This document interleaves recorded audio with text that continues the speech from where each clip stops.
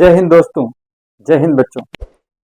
अपनी जो हॉलीवुड की वेब सीरीज का जो फर्स्ट एपिसोड चल रहा था, द्विध्रुवीयता का अंत, उसी चैप्टर की अगली कड़ी के अंदर अपन आज बात करने वाले हैं मिखाइल गोर्बाचेव के सुधारों के बारे में। पिछली क्लास के अंदर हमने मिखाइल गोर्बाचेव की जो एंट्री है वो यूएसएसआर के अंदर करवाई थी और उस एंट्री के बाद में क्या क्या चेंजेज हुए उनकी भी अपन ने चर्चा की। जनता की क्या आकांक्षाएं थी और क्या मिखाइल गोर्बाचेव उन आकांक्षाओं को पूरी तरीके से उन पर पार पाए, इस बारे में भी हमने चर्चा की थी। तो दोस्तों, यहाँ पर हमें आगे बात करनी है यूएसएसआर और गोर्बाचेव जो है इनके बारे में। सबसे पहली चीज, मिखाइल गोर्बाचेव जो है, इन्होंने जैसे ही एंट्री की तो इन्होंने दो प्रकार के टर्म्स लेके आए थे, ग्लासनोस्ट और पेरेस्ट्रोइका। इसके बारे में मैंने पिछली क्लास में आपको बता दिया। तो बच्चों, इसमें जो गोर्बाचेव है वो और यूएसएसआर, इनमें आंतरिक संकट किस प्रकार से आया उसकी चर्चा अपन करने वाले हैं। उस समय क्या घटना घटित हुई। तो गोर्बाचेव और यूएसएसआर का आंतरिक संकट इस चीज से शुरू हुआ कि गोर्बाचेव ने जो पहले की वहां की व्यवस्था थी उसके अंदर परिवर्तन लाना शुरू किया। मैंने आपको पहली क्लास के अंदर बताया था कि जो यूएसएसआर है वहां पर एक दलीय या एक पार्टी की जो गवर्नमेंट है वो हमेशा बनती थी और उस पार्टी का नाम था कम्युनिस्ट पार्टी। और वहां पर जो भी कम्युनिस्ट पार्टी का महासचिव हुआ करता था वही महासचिव आगे चल के यूएसएसआर का राष्ट्रपति बनता। गोर्बाचेव ने इस व्यवस्था को परिवर्तित किया, इस व्यवस्था में बदलाव किया और बदलाव करके वहां पर बहुदलीय राजनीति की शुरुआत कर दी। यानी अब यहाँ पर बहुत सारी पार्टियां हो गई और बहुत सारी पार्टी होने का मतलब अब यहाँ पर चुनाव होगा। तो सबसे पहला चेंजेस इन्होंने किया कि बहुदलीय राजनीति की शुरुआत की, यानी दूसरी पार्टियों की भी एंट्री इन्होंने करवा दी। इसके बाद क्या हुआ कि जो कम्युनिस्ट पार्टी के सदस्य है, ऑब्वियस सी बात है कि ये सदस्य क्या करेंगे, ये नाराज है, क्योंकि सीधा इनको मंत्री पद मिल जाता, सीधा इनमें से महासचिव को राष्ट्रपति पद मिल जाता। लेकिन अब अन्य पार्टियां आने की वजह से अब इनको वो पद नहीं मिल रहे, तो इनको सीधी जो रोटी है बनी बनाई थाली के अंदर जो मिल रही थी वो अब मिलना बंद हो गई। इस वजह से जो इस कम्युनिस्ट पार्टी के लोग थे वो नाराज हुए और पार्टी के अंदर फूट पड़ती। इसके बाद क्या हुआ, इसके बाद एक नायक, एक हीरो की एंट्री होती है जिसका नाम है येल्तसिन। अब येल्तसिन की एंट्री किस प्रकार से होती है, तो अगस्त 1991 के अंदर वहां पर यूएसएसआर में सरकार का तख्ता पलट करने की एक कोशिश की गई। हालांकि ये कोशिश जो है वो असफल रहती है, लेकिन इस कोशिश के अंदर एक बहुत ही भावी जो नेता है वो उभर कर आते हैं और उस नेता का नाम है येल्तसिन। इस येल्तसिन का नाम याद रखना इसलिए भी जरूरी है क्योंकि आगे एक प्रश्न बनता है कि यूएसएसआर के प्रथम निर्वाचित राष्ट्रपति कौन थे। तो ध्यान रखना उस निर्वाचित राष्ट्रपति का नाम है येल्तसिन। यही येल्तसिन आगे चलकर यूएसएसआर के पहले निर्वाचित राष्ट्रपति बनते हैं। अब इसमें आगे ध्यान रखने वाली बात यह है कि जब तख्ता पलट की कोशिश की तो इस तख्ता पलट के बाद में जो गणराज्य है उन गणराज्यों के अंदर गृहयुद्ध और अलगाववादी आंदोलन जो है ये भी शुरू हो गए। यानी जो गणराज्य है उन गणराज्यों के अंदर जो जनता है वो मांग करने लग गई कि हमें यूएसएसआर से आजादी चाहिए, या जिस भी देश के अंदर वो गणराज्य थे वहां से उनको आजादी के लिए उकसाने लगे और इसलिए अलगाववादी आंदोलन और गृहयुद्ध की स्थिति जो है वहां पर बनने लगी। उसके बाद यूएसएसआर के जो विभिन्न गणराज्य है उनके अंदर राष्ट्रीयता और संप्रभुता की भावना जो है उसका विकास होने लगा। अब इसका क्या मतलब है, राष्ट्रीयता और संप्रभुता की भावना का विकास होने का मतलब है कि अब हम संप्रभु हो जाएंगे, यानी कि अब किसी भी देश का उनके ऊपर कोई भी डायरेक्ट जो है वो अधिकार नहीं होगा। अपने सर्वे सर्वा वो खुद बनना चाह रहे थे। यानी कि अब यूएसएसआर जो है उस यूएसएसआर के जो गणराज्य है वो आजादी की मांग करने लग गए और वहां की जनता भी ये चाहने लग गई कि अब हमें संप्रभु होना है और उन्हें अपने राष्ट्र के लिए एक अलग व्यवस्था और एक अलग सरकार इसकी मांग करने लग गए। यानी यहाँ पर यह ध्यान रखना है कि विभिन्न जो गणराज्य है उन्होंने किसकी मांग की, तो संप्रभुता और राष्ट्रीयता की भावना विकसित हुई और उन्होंने नई सरकार और नया देश जो है उसकी मांग की, आजादी की मांग की। इसके बाद जो रूस, यूक्रेन और जॉर्जिया है, इनके अलावा जो बाल्टिक गणराज्य है, इनमें सबसे ज्यादा इसका प्रभाव देखने को मिला। अब बाल्टिक गणराज्यों का नाम मैंने पिछली जो आपको एक छोटा सा मैंने 2-3 मिनट का वीडियो बनाकर अपलोड किया है, उसके अंदर आप याद रख सकते हो। मैंने ट्रिक भी बताई थी कि यूएसएसआर के अंदर 15 जो देश है वो कौन कौन से है, उन 15 देशों का नाम मैंने वहां पर याद करवाया था। उसके अंदर मैंने 3 जो देश है उनका नाम याद करवाया था, बाल्टिक जो गणराज्यों के नाम से जाने जाते हैं, एस्टोनिया, लातविया और लिथुआनिया। इसके अलावा जो मध्य एशियाई देश है, Kazakhstan, Kyrgyzstan, Tajikistan, Turkmenistan, Uzbekistan, और इसके अलावा जो बिना ग्रुप वाले देश है वो है मालडोवा, यूक्रेन और बेलारूस। और इनके अलावा जो देश थे जो इनका उत्तराधिकारी के रूप में उभर कर सामने आता है वो है रूस। इसके अलावा जॉर्जिया, आर्मेनिया और अजरबैजान, ये टोटल 15 जो देश है, इन 15 देशों से यूएसएसआर जो है उसका निर्माण होता है। तो यहाँ पर ध्यान ये रखना है कि यूएसएसआर के अंदर जो रूस, यूक्रेन, जॉर्जिया और बाल्टिक गणराज्य यानी कि एस्टोनिया, लातविया और लिथुआनिया, इनके अंदर इन आंदोलनों का जो प्रभाव है वो सबसे ज्यादा देखने को मिला। इसके बाद यहाँ पर यूएसएसआर की जो शक्ति है वो पहले रूस की राजधानी मॉस्को के अंदर थी, यानी सारा का सारा जो पावर हाउस है यूएसएसआर का वो मॉस्को था और वहीं से सारे आदेश जो है वो जारी किए जाते थे।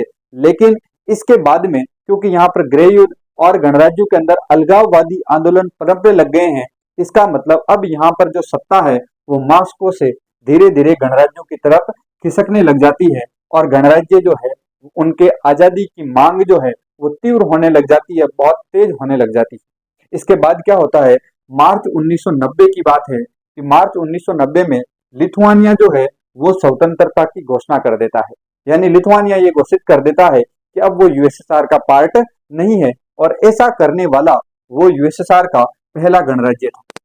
तो यहाँ पर ध्यान रखना बच्चों, ये प्रश्न आ सकता है बोर्ड एग्जाम के अंदर कि यूएसएसआर का सबसे पहले आजादी या स्वतंत्रता की घोषणा करने वाला जो गणराज्य है वो कौन सा था। तो ध्यान रखना उस गणराज्य का नाम है लिथुआनिया।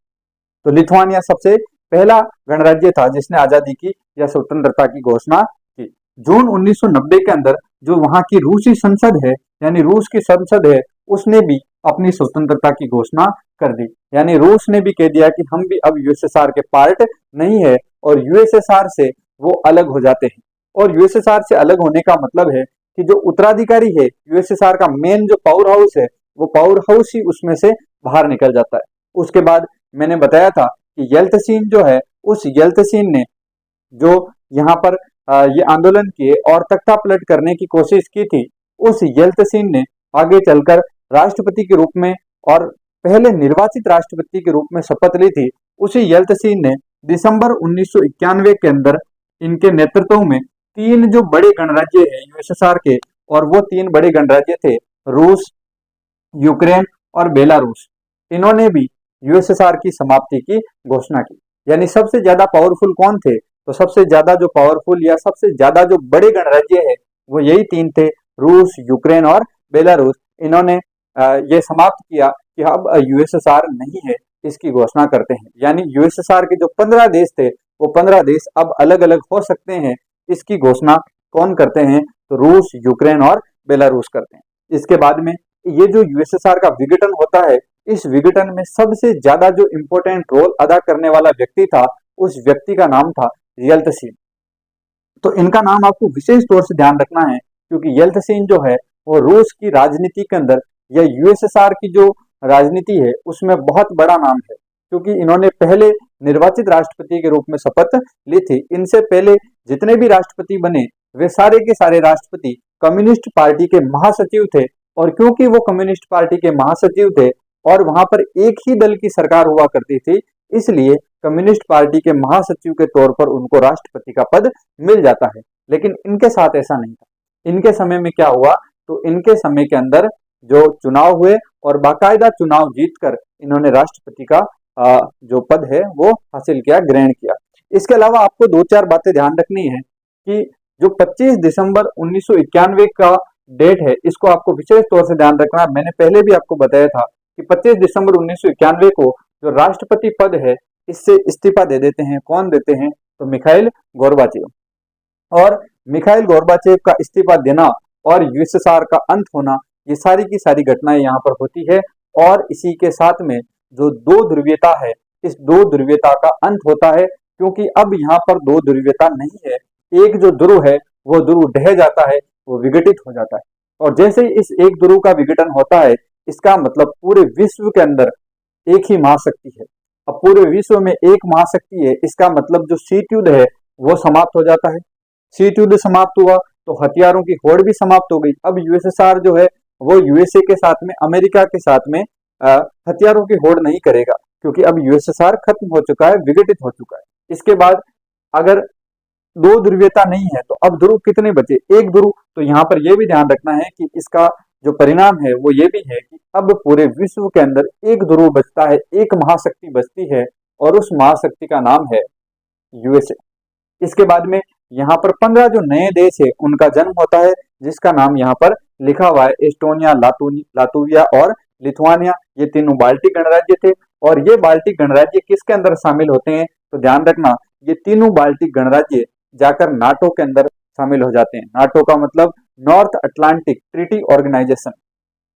तो इस उत्तरी अटलांटिक जो संधि संगठन है, इस संगठन के अंदर शामिल होने वाले कौन कौन से गणराज्य थे, ये भी प्रश्न पूछा जा सकता है। तो ध्यान रखना, जो बाल्टिक देश है वो बाल्टिक देश या बाल्टिक गणराज्य नाटो के अंदर शामिल होते हैं। और यह भी विशेष तौर से ध्यान रखना, मैंने पहले भी बताया था कि नाटो जो है, ये नाटो अमेरिका का एक सैन्य संगठन है। यानी यहाँ पर अमेरिका और इसके साथ में जो साथी देश है, जो भी नाटो के सदस्य है, इनकी ये संधि है कि अगर नाटो में से किसी भी एक सदस्य पर अगर हमला होता है तो इसका मतलब पूरे नाटो पर यह हमला माना जाता है और सभी देश मिलकर उसका सामना करेंगे। ये इनका जो पैक्ट है, ये इनकी संधि है। तो इस संधि के अंदर शामिल होने वाले कौन कौन से गणराज्य थे रूस के, यूएसएसआर के? तो उनका नाम है एस्टोनिया, लातविया, लिथुआनिया, यानी कि बाल्टिक गणराज्य। इसके अलावा ये जो देश है रूस, Belarus, Ukraine, Moldova, Georgia, Armenia, Azerbaijan, Kazakhstan, Kyrgyzstan, Tajikistan, Turkmenistan और उज्बेकिस्तान, ये सारे के सारे जो देश है ये CIS के अंदर शामिल हो जाते हैं। CIS का मतलब है कॉमनवेल्थ ऑफ इंडिपेंडेंट स्टेट्स, यानी कि स्वतंत्र राज्यों का राष्ट्रकुल, इसके अंदर शामिल होते हैं। और ये एक तरीके से रूस का ही दूसरा संगठन है, यानी कि रूस और उसके साथी जो देश है उनका जो संगठन है उसका नाम है CIS, Commonwealth of independent states, यानी स्वतंत्र राज्यों का राष्ट्रकुल।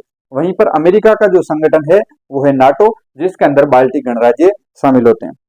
अब यहाँ पर आपको दो चार जो प्रश्न है वो आपको बड़े जो प्रश्न है 3 या 4 नंबर के अंदर पूछे जाने वाले, उनके अंदर ध्यान रखना। एक तो ये प्रश्न कि यूएसएसआर का जो अंत है उस अंत का परिणाम क्या हुआ, या जो यूएसएसआर का विघटन है उस विघटन के परिणाम क्या है। तो इस प्रश्न को अगर कैपिटलाइज करके पूछा जाए तो प्रश्न होगा यूएसएसआर क्या है, यूएसएसआर का गठन, और इसके बाद में विघटन के कारण और परिणाम बताइए। तो यूएसएसआर क्या है? 15 देशों से मिलकर बना है।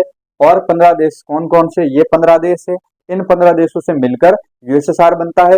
इसका गठन क्यों हुआ, इसकी चर्चा अपन ने पहली क्लास में कर ली थी कि 1917 के अंदर एक सोवियत क्रांति होती है, समाजवादी क्रांति। उस समाजवादी क्रांति के बाद में यहाँ पर जो यूएसएसआर है, इस यूएसएसआर में समाजवाद को अपनाया जाता है, साम्यवाद को, कम्युनिज्म को अपनाया जाता है। और कम्युनिज्म को अपनाकर पूंजीवाद के अगेंस्ट में एक विचारधारा लाई जाती है, साम्यवाद। और इस विचारधारा को मानने वाले जो देश थे वो सारे के सारे यूएसएसआर में शामिल हुए थे। और ये जो देश है ये अमेरिका से एक तरीके से विचारधारा की जो लड़ाई है वो इनके साथ में चल रही थी। इसके बाद इनके विघटन के कारण क्या थे और परिणाम क्या थे, तो ध्यान रखना उसमें आप ये सारे कारण आप लिख सकते हो कि इसमें विघटन क्यों हुआ। इसके अलावा आपको ये भी ध्यान रखना है कि यूएसएसआर में संघर्ष और जो तनाव है वो किस प्रकार से हुआ। जैसे मैंने यहाँ पर बताया था कि यहाँ पर जो गणराज्य है उनमें गृह युद्ध और अलगाववादी आंदोलन शुरू हुए। तो कौन कौन से ऐसे गणराज्य थे जिसके अंदर ये आंदोलन हुए, उनकी भी अपन बात कर लेते हैं। जैसे 2 गणराज्य है, चेचन्या और दागिस्तान। इन दोनों के अंदर अलगाववादी आंदोलन होते हैं। और इन अलगाववादी आंदोलन को दबाने के लिए, इनका दमन करने के लिए जो सरकार है वो वहां पर बमबारी करवाती है। इसलिए यहाँ पर मानवाधिकारों का भरपूर उल्लंघन होता है। तो ध्यान रखना है यहाँ पर यूएसएसआर के जो दो गणराज्य थे, उन गणराज्यों में चेचन्या और दागिस्तान नाम के गणराज्य, वहां पर अलगाववादी आंदोलन हुए और उन अलगाववादी आंदोलन को दबाने के लिए बमबारी करवाई गई और बमबारी करवाने से यहाँ पर लोगों की मृत्यु हुई, जिससे यहाँ पर मानवाधिकारों का उल्लंघन होता है। इसके अलावा दूसरी बात ध्यान रखनी है कि जो तजाकिस्तान है, उस तजाकिस्तान में 10 साल तक गृह युद्ध चलता रहा, यानी 1991 से लेकर 2001 तक तजाकिस्तान के अंदर ये गृह युद्ध चल रहा था। उसके बाद जॉर्जिया के जो दो प्रांत थे, वहां पर भी ऐसा आजादी के लिए, स्वतंत्रता के लिए गृह युद्ध चल रहा था। उसके अलावा जो अजरबैजान का एक प्रांत है नगर्नो कराबाख, ये भी अर्मेनिया के अंदर मिलना चाहता था। तो यहाँ पर भी आजादी की मांग चल रही थी कि हमें अजरबैजान से अलग होकर अर्मेनिया के अंदर जाना है। कौन सा शहर था? तो नगर्नो कराबाख था। इसके अलावा यूक्रेन, किर्गिस्तान और जॉर्जिया जो है, इनमें भी सरकार का तख्ता पलट करने के लिए यहाँ पर आंदोलन हुए। तो आपको विशेष तौर से ये बातें ध्यान रखनी है। तो क्या क्या प्रश्न पूछा जा सकता है इसमें से? तो एक छोटे प्रश्नों के अंदर आपको ध्यान रखना है बाल्टिक देशों के नाम। इसके अलावा कौन कौन से देश जो है वो सबसे पहले आजाद हुए, या सबसे पहले घोषणा किसने की? तो सबसे पहले घोषणा करने वाला था लिथुआनिया। उसके बाद किसने यूएसएसआर के समाप्ति की घोषणा की? तो उसमें 3 देशों का नाम याद रखना है, रूस, यूक्रेन और बेलारूस। इसके अलावा जो पहला निर्वाचित राष्ट्रपति था वो कौन था? तो येल्तसिन, इनका नाम आपको याद रखना है। कहाँ का आंदोलन हुआ, इसकी बात आप ध्यान रख सकते हो। इसके अलावा परिणाम क्या हुए, उस परिणाम की अपन चर्चा कर लेते हैं अगली स्लाइड के अंदर। तब तक आप इसको स्क्रीनशॉट ले सकते हैं। अब उस इंपॉर्टेंट क्वेश्चन की अपन बात कर लेते हैं, जिसके बारे में अभी मैंने पूछा था कि सबसे इंपॉर्टेंट इस चैप्टर में से जो 3 और 4 नंबर के अंदर प्रश्न पूछा जाएगा, वो प्रश्न है यूएसएसआर के विघटन के कारण और परिणाम बताइए। तो विघटन के जो परिणाम है वो तो अपन ने पिछली स्लाइड में देख लिया था। अब अपन एक बार इसके कारण क्या थे, विघटित क्यों हुआ, उसको भी एक बार कंसाइज करके किस प्रकार से एग्जाम के अंदर लिखना है और नोट्स फॉर्म में आप कॉपी में किस प्रकार से लिखेंगे, उसकी चर्चा कर लेते हैं। तो सबसे पहली बात, विघटन जो है सोवियत संघ का, उसके जो कारण है, उसके अंदर सबसे पहला कारण यह है कि यूएसएसआर जो है, इस यूएसएसआर की राजनीतिक और आर्थिक जो संस्थाएं हैं, इसकी राजनीतिक और आर्थिक संस्थाएं यहाँ के जो लोग हैं, उन लोगों की आकांक्षाओं को पूरी नहीं कर पाती है। और इनकी आकांक्षाओं की पूरी जब तक नहीं होगी, तब तक लोग जो है उसका विरोध करते रहते हैं और विरोध उसका बढ़ता जाता है। तो विघटन के अंदर सबसे ज्यादा जो आंदोलन हुए, अलगाववादी आंदोलन हो या गृह युद्ध हो, उसका सबसे बड़ा कारण ही यही है कि वहां के जो लोग हैं, उन लोगों की जो आकांक्षाएं हैं, उन आकांक्षाओं को पूरा नहीं कर पाए, फुलफिल नहीं कर पाए। तो यूएसएसआर की राजनीतिक यानी उसकी जो पार्टीज वगैरह है और जो आर्थिक संस्थाएं हैं, उनके द्वारा ऐसा विकास कार्य नहीं किया गया जिससे वो कह सके लोगों को कि भाई आपको शामिल रहना चाहिए।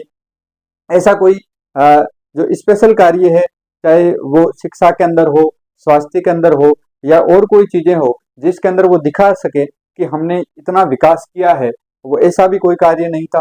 ज्यादातर जो पैसा है वो हथियारों की होड़ के अंदर लग रहा था, परमाणु हथियारों को इकट्ठा करने के अंदर खर्च हो रहा था। तो सबसे पहला कारण यही है कि वहां के लोगों की आकांक्षाओं की पूर्ति नहीं कर पाए। दूसरा, जो यूएसएसआर है, जैसे मैंने अभी बताया, एक तो परमाणु हथियार या सैन्य खर्च, और वो जो पूर्वी यूरोप है, उस पूर्वी यूरोप के देशों का विकास करने में इन्होंने लगभग अपना बजट का अधिकांश हिस्सा यहाँ पर खर्च कर दिया। अब इतना ज्यादा बजट का हिस्सा खर्च करने के बाद में जो यूएसएसआर है, उसके ऊपर आर्थिक जो बोझ है वो बहुत ज्यादा बढ़ जाता है।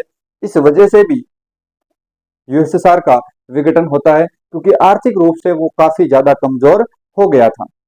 इसके बाद अगर मैं बात करूं, तो जो पश्चिम देश है, उन पश्चिमी देशों में अमेरिका ने बहुत अच्छा विकास किया। वहां पर टेक्नोलॉजी ने भी काफी डेवलपमेंट किया, और टेक्नोलॉजी के माध्यम से जो विकास हुआ, उस विकास को देखते हुए जो यूएसएसआर के लोग हैं, वो अपने आप को पिछड़ा हुआ महसूस करने लगे, और उनको राजनीतिक रूप से और मनोवैज्ञानिक रूप से उनको काफी बड़ा धक्का लगा। यानी यहाँ पर यह भी एक कारण है कि पश्चिमी देशों के विकास के मुकाबले में यूएसएसआर काफी पिछड़ गया, और यहाँ के लोगों को अपने आप को पिछड़ा हुआ महसूस करना पड़ा, जिसकी वजह से भी उन्होंने ऐसे आंदोलन किए और वो यूएसएसआर से अलग होना चाह रहे थे या यूएसएसआर का विघटन चाहते थे। इसके बाद जो अगला कारण है वो है यूएसएसआर की प्रशासनिक और राजनीतिक जो गति है वो काफी ज्यादा रुक गई थी। यानी प्रशासनिक रूप से भी ज्यादा डेवलपमेंट नहीं हो रही थी, विकास नहीं हो रहा था, और राजनीतिक रूप से भी ज्यादा विकास नहीं हो पा रहा था। भाई एक ही पार्टी है कम्युनिस्ट पार्टी, उसी पार्टी की सरकार बननी है, वही पार्टी का जो महासचिव है वो राष्ट्रपति बनेगा। तो ज्यादातर यहाँ पर जो मामला है वो एकदम रुका हुआ था, ठप पड़ा हुआ था, जिसकी वजह से भी इस रुके हुए कचरे को निकालना बहुत ज्यादा जरूरी वहां की जनता ने समझा। इसके साथ में वहां पर क्योंकि एक ही दल का शासन था, एक ही पार्टी का शासन है, अब एक ही पार्टी का शासन है तो सीधी सी बात है वहां पर करप्शन बढ़ेगा, भ्रष्टाचार बढ़ेगा। भ्रष्टाचार बढ़ने के साथ में जो सरकार है वो जनता के प्रति जो उनके कर्तव्य है उन कर्तव्यों को भूल जाती है। तो ये भी एक कारण है। आप किसी भी देश में ले लीजिए, अगर वहां पर एक ही पार्टी बार बार सत्ता में आ रही है तो ऐसा होना लगता है कि धीरे धीरे वो अपनी जवाबदेही जनता के प्रति भूल जाती है, क्योंकि उनको लगता है अगली बार फिर से अपन चुनाव जीत के वापस आ जाएंगे। तो इस वजह से रोटेशन जो है वो बहुत ज्यादा जरूरी हो जाता है कई बार राजनीति के अंदर। तो यहाँ पर एक दलीय शासन की वजह से भ्रष्टाचार बढ़ता है, कर्तव्य जो है उसको सरकार भूल जाती है। इसके अलावा जनता के अंदर भी उस पार्टी के अगेंस्ट में या उस पार्टी के प्रति विश्वास नहीं होता, अविश्वास जनता में जाग जाता है। तो ये भी एक बहुत बड़ा कारण है। इसके अलावा सबसे बड़ा कारण जो है वो ये है कि वहां पर कुछ गणराज्यों में राष्ट्रीयता और संप्रभुता का विकास होता है। यानी कि अब कुछ गणराज्य ये चाह रहे थे कि हमें अब संप्रभु राष्ट्र के रूप में दर्जा मिलना चाहिए, यानी कि अब उन गणराज्यों के ऊपर किसी भी दूसरे देश का अधिकार नहीं होगा। तो ये भी एक बहुत बड़ा कारण है, क्योंकि जैसे ही राष्ट्रीयता की और संप्रभुता की भावना का विकास हो जाता है फिर उनको गुलामी से मुक्ति चाहिए ही चाहिए होती है, और यही यहाँ पर कार्य होता है यूएसएसआर के कुछ गणराज्यों के अंदर। तो ये विशेष पॉइंट है, इनको आपको ध्यान में रखना है। अगर एग्जाम में प्रश्न आए तो किस प्रकार से लिखना, पास में स्लाइड लगा दूंगा, उस स्लाइड को देखकर आप नोट्स फॉर्म में इसको अच्छे से देख सकते हैं। बाकी आपको शॉर्ट नोट्स के अंदर मैं सारी चीजें लिखवा रहा हूँ, आपको रिवाइज करने में भी बहुत ज्यादा आसानी होगी इनको देखते हुए। अब इसके बाद में एक और इम्पोर्टेंट प्रश्न यहाँ से बनता है, 2 नंबर के अंदर या 3 नंबर में ये प्रश्न पूछा जा सकता है, और वो प्रश्न है कि अधिकांश जो देश है वो यूएसएसआर से अलग होना चाह रहे थे। जैसे मैंने 15 देशों का नाम बताया, तो लगभग देश यूएसएसआर से अलग होना चाह रहे थे, लेकिन जो मध्य एशियाई देश है यानी कि कजाकिस्तान, किर्गिस्तान, तजाकिस्तान, तुर्कमेनिस्तान और उज्बेकिस्तान, ये मध्य एशियाई जो देश है, जिसको अपन ये कह सकते हैं कि पूर्वी यूरोप के जो देश है, उन देशों के अंदर ऐसी कोई भी मांग नहीं उठी कि वो यूएसएसआर से अलग होना चाहते हैं। यानी सिंपल सा प्रश्न ये होगा कि मध्य एशियाई देश यूएसएसआर से अलग नहीं होना चाहते थे, कारण बताइए। तो इसका कारण क्या होगा उसकी चर्चा करते हैं। हालांकि अधिकांश लोगों को ऐसा लग रहा था कि उस समय सबसे पहले अगर कोई वहां से अलग होने की मांग करेगा तो वो मध्य एशियाई देश होंगे, लेकिन ऐसा नहीं हुआ। उसके पीछे कारण क्या है? देखो, मध्य एशियाई देशों को अलग होने के बारे में क्यों सोच रहे थे लोग, उसका कारण तो यह है कि वहां पर एक धार्मिक रूप से या नस्ल के आधार पर भी रूस से अलग विचारधारा, अलग धर्म, अलग संस्कृति के लोग जो है वो यहाँ पर रहते थे। इसके अलावा ये लोग आर्थिक रूप से काफी ज्यादा पिछड़े हुए थे, यानी कि यहाँ पर जो पूर्वी यूरोप के देश है ये आर्थिक रूप से पिछड़े हुए थे, धार्मिक रूप से भी इनकी विचारधारा रूस से अलग थी, नस्ल के आधार पर भी ये रूस से काफी ज्यादा विभिन्नताएं रखते थे। तो इनको देखते हुए ऐसा लग रहा था कि सबसे पहले अगर कोई अलग होगा तो वो मध्य एशियाई जो देश है वो होंगे, लेकिन ऐसा नहीं हुआ। उसका कारण है यहाँ पर पेट्रोलियम के विशाल भंडार थे। जो ये वाला जो बेल्ट है मध्य एशिया वाला, इसके अंदर पेट्रोलियम के बहुत बड़े बड़े भंडार है, और इन भंडारों की वजह से आप कहोगे कि ये तो फायदे की बात है तो इनको अलग हो जाना चाहिए, लेकिन नहीं। इस कई बार क्या होता है कि सोने की जो मुर्गी होती है उसको बहुत ज्यादा संभाल के रखना पड़ता है, और वही बात यहाँ पर होती है। क्योंकि इनके पास पेट्रोलियम के विशाल भंडार थे, इसलिए जो बाहरी देश है उन सभी देशों में संघर्ष होता रहा कि हमें इन देशों पर कब्जा करना है, यानी इन देशों को अपने प्रभाव के अंदर लेना है। और ये बाहरी देशों में बार बार संघर्ष चल रहा था, और इनको पता था कि जैसे ही हम यूएसएसआर से बाहर गए, कोई ना कोई आगे दूसरा जो देश है वो अपने लिए पूरी फील्डिंग सेट करके तैयार बैठा होगा, इसलिए हमें इससे अलग नहीं होना चाहिए। तो इन्होंने मांग इसलिए नहीं की, पहला कारण तो यह है कि पेट्रोलियम के इनके पास विशाल भंडार थे, और दूसरे दो देश है उनकी पूरी आकांक्षा थी कि इनको अपने प्रभाव में लिया जाए। दूसरा कारण इसमें यह है कि आपने एक घटना सुनी होगी 9/11 की घटना। देखो दो घटनाएं काफी ज्यादा प्रसिद्ध है। एक 9/11 की घटना जो अमेरिका के अंदर हुई, और दूसरी 26/11 यानी 26/11 की जो घटना है जो मुंबई के अंदर हुई थी। ये दोनों काफी ज्यादा राजनीति के अंदर इनको पढ़ा जाता है या इनकी चर्चा की जाती है। तो 9/11 क्या है, यहाँ पर ध्यान ये रखना है कि अमेरिका के अंदर जो फॉर्मेट है, देखो दो टाइप के फॉर्मेट होते हैं। एक तो DD MM YYYY, एक तो ये फॉर्मेट है, ये इंडिया में चलता है। पहले डेट आएगा, फिर मंथ आएगा और फिर ईयर आएगा। अमेरिका में थोड़ा उल्टा मामला है, वहां पर पहले मंथ लिखा जाता है और फिर डेट आती है, बाकी ये वाला सेम चलता है। तो यहाँ पर जो 9/11 है इसका क्या मतलब है और 26/11 का क्या मतलब है। 9/11 का मतलब है 11 तारीख, क्योंकि यहाँ पर डेट बाद में लिखी जाती है। और महीना कौन सा, तो महीना है 9वां महीना यानी कि सितंबर। वहीं पर भारत के अंदर जो डेट है वो पहले आती है और मंथ जो है वो बाद में आता है, यानी 26 और 11वां महीना यानी नवंबर। यानी इंडिया में एक घटना हुई थी 26 नवंबर को, जो मुंबई के अंदर आपने एक आतंकवादी का नाम सुना होगा, अजमल कसाब। तो वो वाली जो घटना है वो 26 नवंबर यानी 26/11 को हुई थी, जिस पे एक मूवी भी बनी हुई है नाना पाटेकर की, 26/11। आपको जरूर देखनी चाहिए, काफी अच्छी मूवी है। तो 26/11, और दूसरा जो है वो है 9/11, यानी यहाँ पर 9 और 11 ये तो है मंथ और ये है डेट, यानी 11 सितंबर। तो 11 सितंबर 2001 को अमेरिका के अंदर एक आतंकी घटना होती है।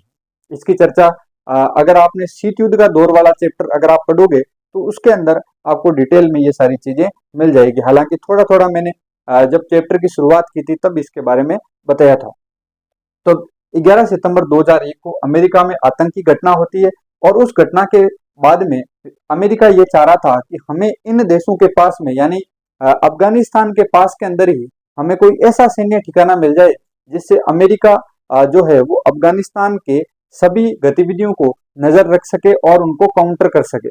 तो इसके लिए यूएसए ये चाह रहा था कि अपना एक सैन्य जो ठिकाना है वो इन मध्य एशियाई देशों में से किसी के अंदर मिल जाए, क्योंकि ये अफगानिस्तान के काफी ज्यादा नजदीक। तो इसमें ये भी एक कारण था, इनको पता था कि भाई जैसे ही अपन यहाँ से अलग हुए तो इसका मतलब है कि ये जो है वो अपने लिए तैयार बैठा हुआ अमेरिका भी।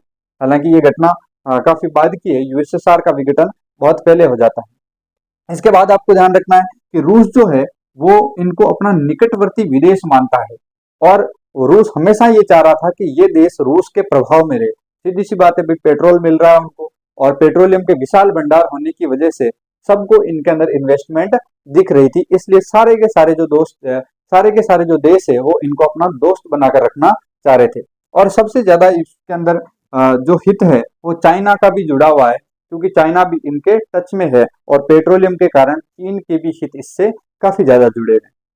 तो ये सारे कारण थे कि जो मध्य एशियाई देश है इन्होंने यूएसएसआर से अलग होने की मांग नहीं की। आपको वीडियो कैसा लगा, आप वीडियो को लाइक कीजिए, कमेंट्स के अंदर अपने जो विचार है उसको बताइए, और एक इंपॉर्टेंट प्रश्न मैं आपसे पूछ रहा हूं उसका भी आप जरूर दीजिए। प्रश्न है कि यूएसएसआर के विघटन के समय यूएसएसआर का राष्ट्रपति कौन था। आप इसका जवाब कमेंट सेक्शन में जरूर दीजिए। आपका दिन शुभ हो। धन्यवाद।